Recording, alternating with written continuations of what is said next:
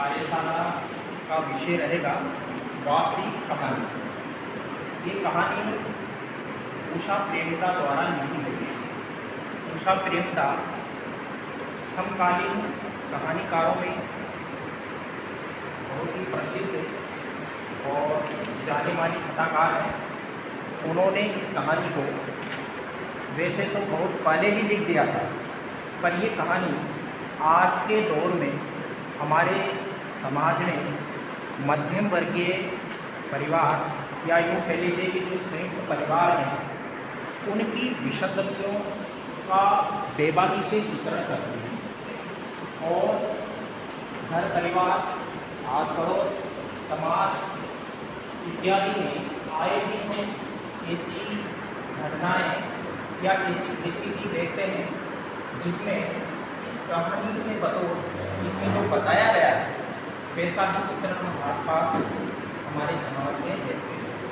संयुक्त परिवार में विघटन या आपसी झगड़े लड़ाई होने का जो मूल कारण क्या होता है, नई पीढ़ी पुरानी पीढ़ी इनके मध्य जो विचारों का अंतर्द्वंद है वो इस कहानी में आपको देखने को मिलेगा।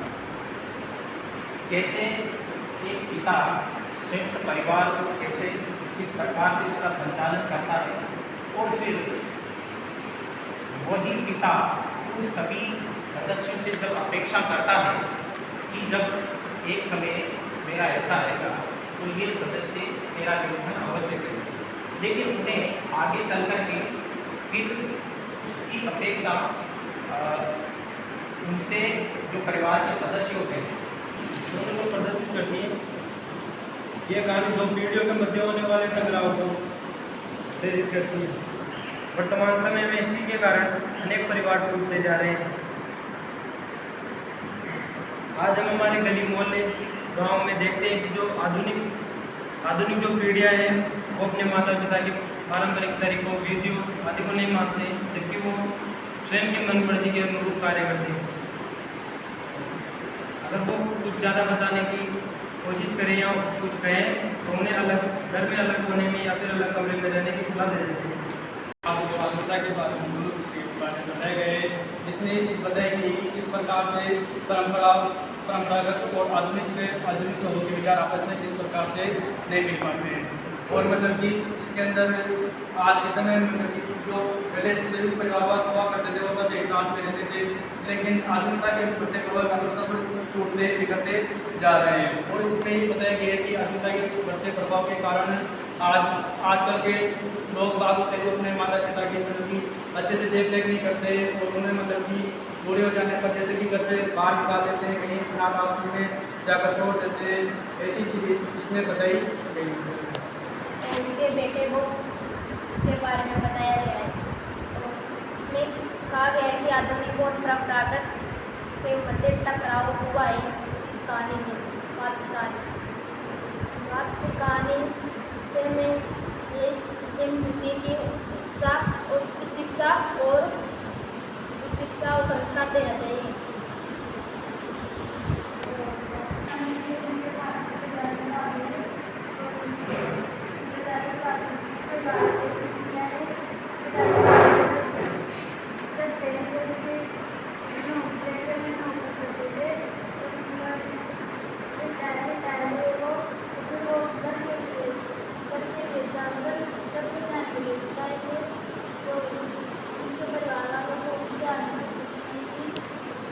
बच्चों को भी मानना चाहिए और बड़ों को भी हमारे आदर्शों को मानना चाहिए, क्योंकि दोनों के आदर्श से दूसरों की सहायता कहानी का मुख्य पात्र गजाधर बाबू है और उनकी पत्नी सुनंदा। उनके अलावा उनके दो पुत्र हैं और उनकी दो पत्नियां हैं। इसके अंदर दो पीढ़ियों के बारे में दर्शाया गया है। एक तो परंपरा वो रेलवे स्टेशन पर बैठे थे घर आते हैं, उनके दिमाग में बहुत सारे विचार आते घर की पत्नी जैसे उनकी पत्नी जब मतलब वो जब घर पर रहते थे तो उनके लिए रोटियाँ पकाती थी। ऐसी बहुत सी घर में भी उनके लिए रोटियाँ पकाता उनको देती थी और उनके मना करने के बावजूद भी एक दो रोटियाँ एक्स्ट्रा बढ़ देती थी। इसी ख्याल में और उनके बच्चों को कुछ शिक्षा में कोई दिक्कत ना हो, कोई डिस्टर्ब ना हो, इसलिए उन्हें उन्होंने एक मकान शहर में मकान बना लिया था ताकि उनके बच्चे पढ़ लिख सके। जब वो वापस आए तो उनके घर पर बहुत सारे उनके बच्चे और बहुत सारे आदमी से बातचीत करते हंस रहे थे। जैसे उनका घर में प्रेस हुआ उनको देखकर सारे मतलब विसट गए। और जब इसी समय उनकी पत्नी बाहर आई तो उनको देखकर वो उमड़ गई और उन्होंने उनको हाल चाल पूछते हुए उनकी बहू के बारे में शिकायत की, उनके बच्चों के बारे में शिकायत की कि वो मेरे घर से कोई हाथ नहीं बिठाती किसी गाँव में। और बहू भी मतलब बहू के बारे में शिकायत की कि बहू भी मेरे काम में घर के काम में हाथ नहीं बिठाती। और ये बात सुनकर गजानन बाबू बहुत दुख हुए, उनको बहुत दुख हुआ। और जब उनकी बेटी खाना बनाने के लिए बोलते तो वो अच्छा खाना नहीं बनाती और उनकी घर लौटते तो जो उनको आशा थी, जो उम्मीदें थी घर में जो प्यार मिलेगा वो उनको पूरा नहीं होता है। चलिए कहानी देखते।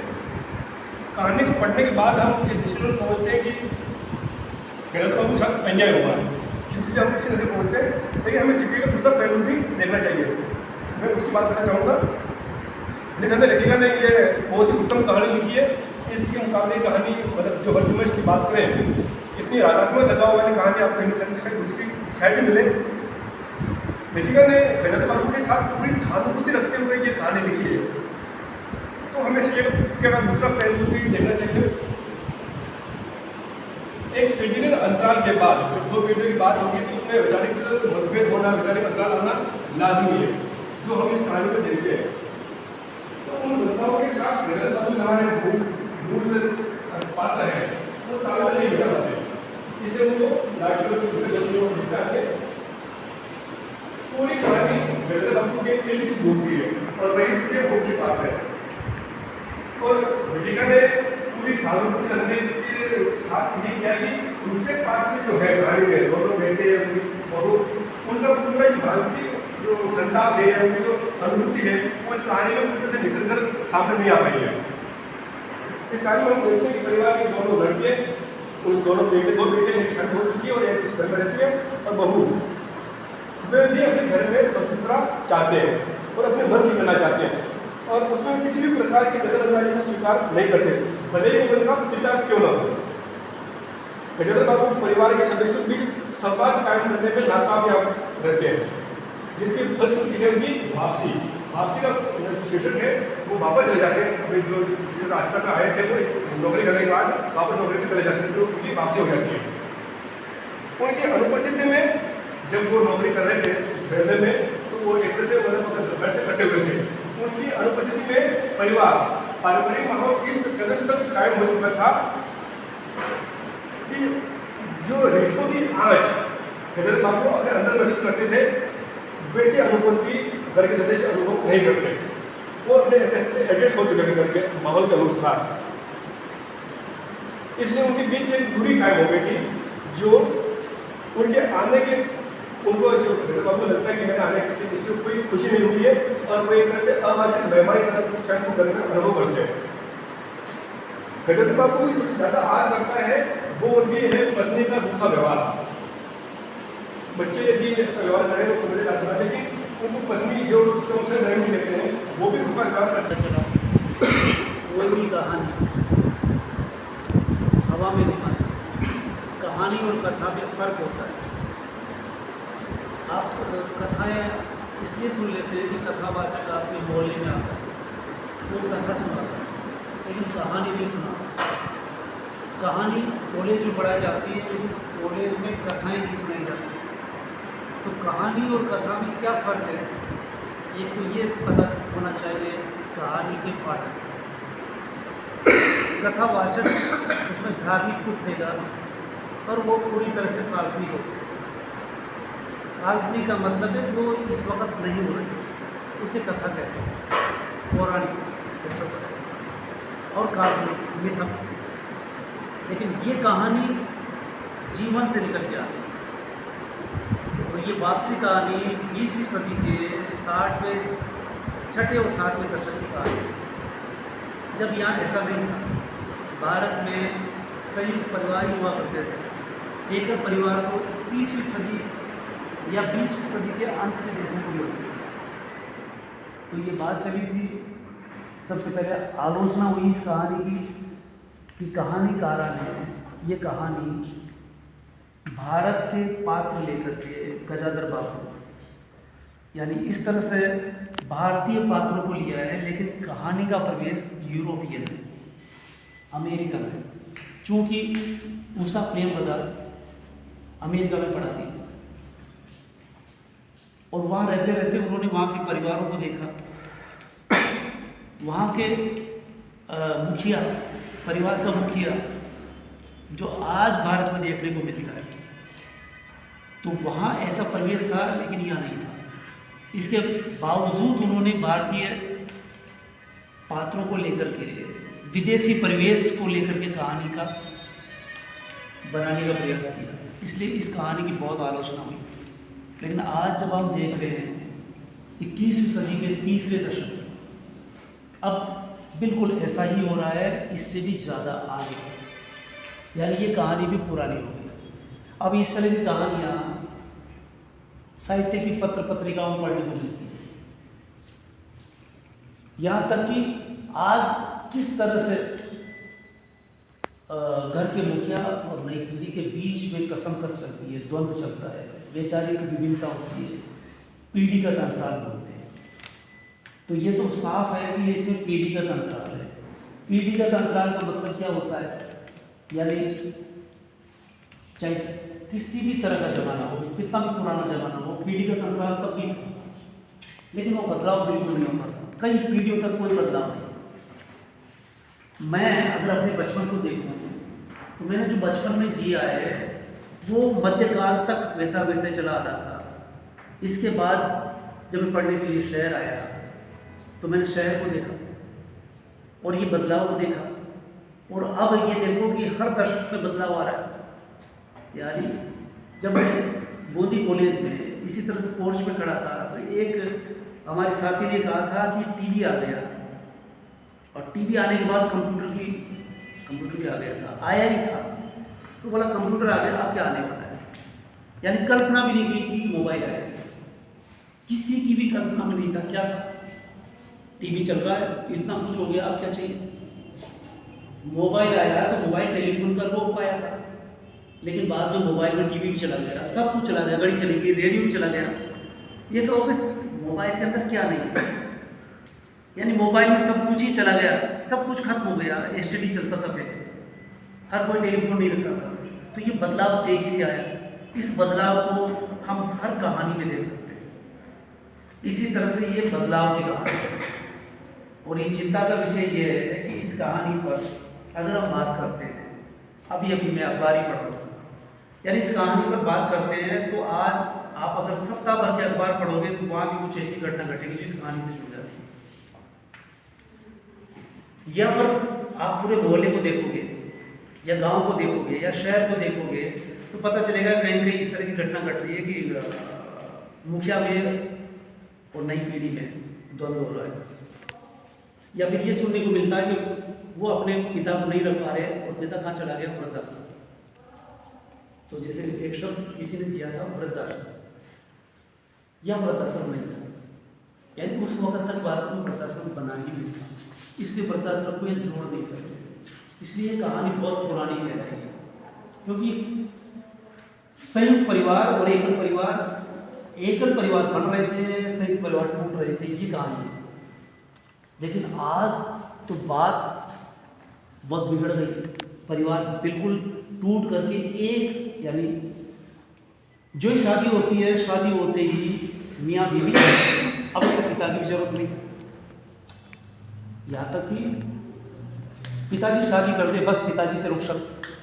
और अब तो और भी एडवांस हो गया कि पिता के द्वारा शादी करने की भी जरूरत नहीं रही। इसके लिए हमने पिछले बार मीटिंग की थी पुराने कॉलेज में। तो इस तरह से ये कह सकते हैं कि बदलाव आता है वही कहानियों में। तो कहानी पढ़ करके हम समाज को समझ सकते हैं, उपन्यास और कहानी के माध्यम से। तो ये कहानी हमें आहट देती है, लेकिन एक बात साफ बताती है कि साहित्य में कई तरह की विमर्श करते हैं। विमर्श का मतलब जहाँ बैठ करके बात की जा सकती, तो इसी को हम कार्यशाला कहते हैं। कार्यशाला भी इसलिए कहते हैं कि यहाँ सभी को अवसर दिया गया कि आप सब अपनी बात करेंगे। अब कहे कि हमने तो वापसी कहानी पढ़ी नहीं, तो ये सब जितने भी अधिकांश ने वापसी कहानी इसलिए कि पाठ्यक्रम में शामिल है। वो फिर भी नहीं तो फिर हमने ये जो व्हाट्सएप ग्रुप बना रखा है, इसमें वीडियो जो कहानी का वाचन पूरा वो कहानी पर समीक्षात्मक वो भी इसमें डाल रखा है। तो इस तरह से आप कहानी के बारे में वाकिफ़ हो चुके हो। अब आपसे उम्मीद की जाती है कि आप अपने आप को अभिव्यक्त करें, यानी आपने सुन लिया, पढ़ लिया, समाज में देख रहे हैं, 3 चीज़ घटित हो रही है। आपने कहानी पढ़ी, फिर समाज में देख रहे हैं, फिर यहाँ सुना, सुनने के बाद अब चूँकि आप भी किसी परिवार का हिस्सा हो उसी तरह से, तो ये कहानी बहुत दूर की नहीं है। काल्पनिक तो बिल्कुल ही नहीं कर सकते। कल्पना क्या है इसमें? अगर वो मुखिया के बारे में कहते हैं तो हर घर में मुखिया होता है। बच्चे के बारे में कह रहे हैं तो बच्चे भी होते हैं, बहू भी होती है, वो खटपट भी होती है। तो खटपट यहाँ हो रही है हल्की हल्की, इससे भी ज़्यादा तेज गति से खटपट होती है। किस हद तक होती है हम अनुमान भी नहीं लगा सकते।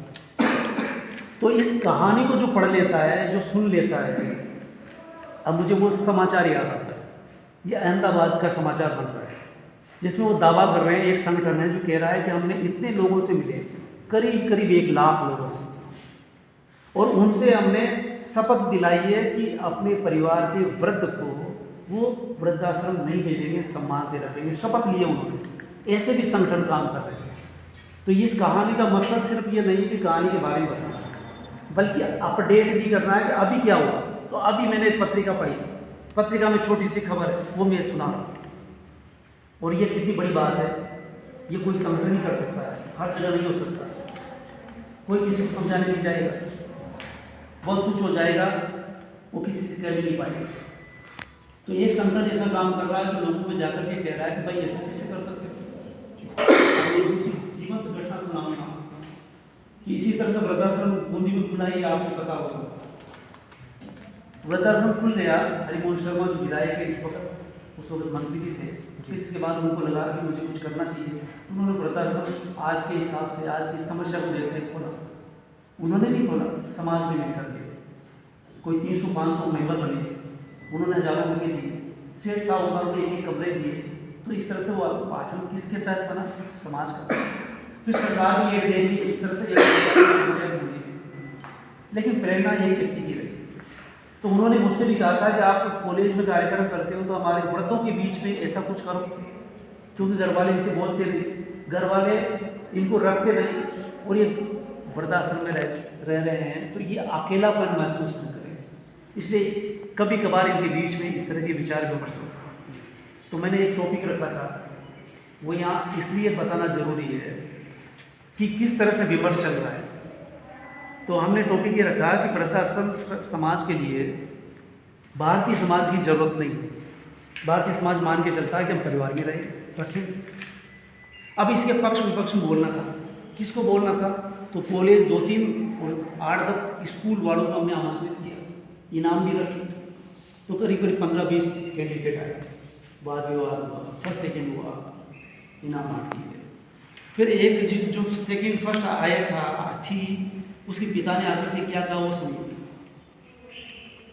पिता अपनी बेटी को तैयारी करवा रहा था और वो पक्ष या विपक्ष में बुलवा रहा था, तैयारी करवा रहा था, तर्क रखने वकील की तरह। तो उन्होंने आकर के कहा, उनकी लड़की विजेता भी हुई, और उन्होंने कहा कि मैं ये जो टॉपिक मिला इसके पहले तक ये सोच रहा था कि मेरी माताजी को वृद्धाश्रम में रखूंगा, ये मैंने सोच लिया था।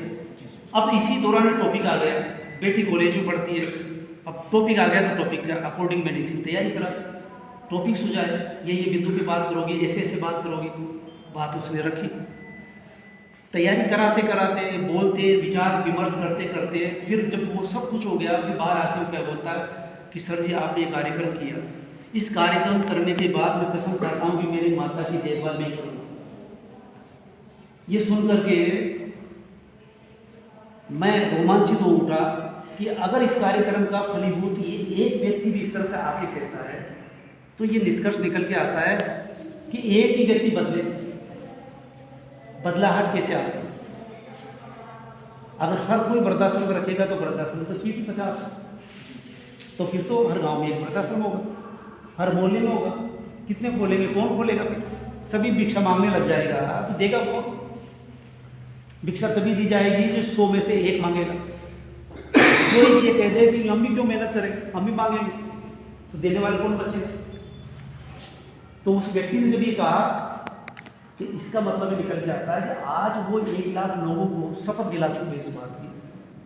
तो इस तरह से कहने का मतलब ये कि वापसी कहानी हम अगर पढ़ रहे हैं, परीक्षा दे रहे हैं, सिर्फ पढ़ करके रट लिया और फर्स्ट क्लास भी आ गया, फर्स्ट क्लास आकर के घर वालों के साथ बिहेव कैसे कर रहे हैं, गजाधर बाबू की तरह, तो फिर क्या होगा कि कहानी समझी नहीं। तो कहानी को समझना, महसूस करने की जरूरत है, ये कहानी किस तरह की है। इसलिए हमने पढ़ा दिया। पढ़ाने के बाद आज बैठ करके हम इसलिए बात कर रहे हैं कि ताकि हम गिरेबान भी जान, 3-4 लोगों ने बात की, वो किसी एक पक्ष को रखे, समीक्षा के बतौर ये PhD कर रहे हैं तो उन्होंने समीक्षा रख दी, उसकी भाषा की दृष्टि से, तथ्य की दृष्टि से। तुम्हें भी लगा होगा कि इन्होंने बहुत बेहतर बात की, लेकिन वो फीलिंग जो हमें अंदर तक ले जाए, यह एहसास करा दे कि जिसने ये मकान बनाया उस मकान से वो रुखसत हो जाए और हम उसमें रहते रहे, या जिसने ये मकान बनाया सारे परिवार के लिए वो एक कोने में जगह पाए और हम फेल करके रहे। ये हो रहा है इस वक्त। और ये भी हो रहा है कि वसीयत में हमें मकान मिला है, उस मकान को हम बेच देते हैं, पिता को पता ही नहीं चलता। अब बहुत कुछ हो रहा है, इधर अखबारों में पढ़ोगे तो ये वो कहानी वो कह रही है, जो बहुत कुछ हो रहा है उसकी प्रतीकात्मक कहानी है। ये संदेश दे रही है कि इस तरह की हजारों लाखों कहानी है। ये कहानी पाठ्यक्रम में लगाई गई है, ये केवल कोटा विश्वविद्यालय के पाठ्यक्रम में नहीं, लगभग भारत के अधिकांश विश्वविद्यालय में पढ़ाई जाती है। क्यों पढ़ाई जाती है ये भी सुनो, क्योंकि कम से कम पढ़ने वालों को ये एहसास हो जाए कि जिस पिता ने बड़ा करके हमें कॉलेज भेजा है और इस कहानी को पढ़वा दिया, उस पिता के लिए हम ऐसा तो नहीं करेंगे। और अगर हमने ऐसे ही पढ़ा दिया या पढ़े ही नहीं, 1 वीक सीरीज से पढ़ करके पास भी हो गए, पता ही नहीं चला कि कहानी का मतलब क्या था। तो इसीलिए हम आज 15-20 बैठ कर ये महसूस करें कि कहानी का उद्देश्य ये है, ये एहसास कराना है कि बाप हमेशा बाप नहीं रहता, जो बेटा है कल बाप बनेगा, और जब बाप बन जाता तो दादा बनेगा, और जब दादा बनेगा तो बेटा नहीं ले जाता, बेटा फिर डिसीजन लेता है। तो बेटे को ये पता होना चाहिए कि जब वो डिसीजन लेगा बेटा, तब आप डिसीजन विहीन होंगे, निर्णय लेने की स्थिति में नहीं होंगे।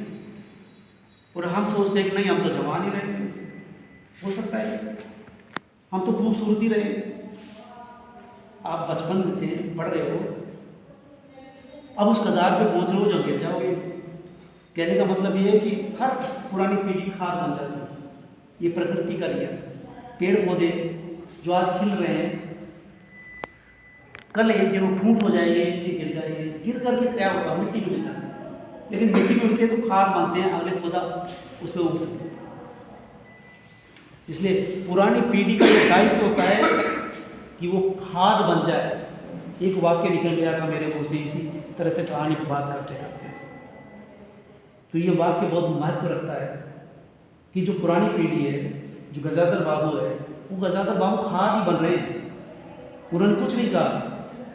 और वापसी कहानी का शीर्षक देखिए कितना जबरदस्त है। वापसी, वापसी किसकी वापसी? जो सेवानिवृत्त थी। और सपना क्या था, कहानी कैसे बनती है, अब ये भी समझिए। वापसी शीर्षक को ही समझिए, इस कहानी का शीर्षक ही बड़ा बेजोड़ है। या तो रामचरितमानस है, या रामायण है, या महाभारत, ये 3 शीर्षक जो पूरी तरह से उसी कथानक पर चलते हैं। इसी तरह से वापसी का शीर्षक इतना बेजोड़ है कि वापसी तो महसूस करें। वापसी किसकी?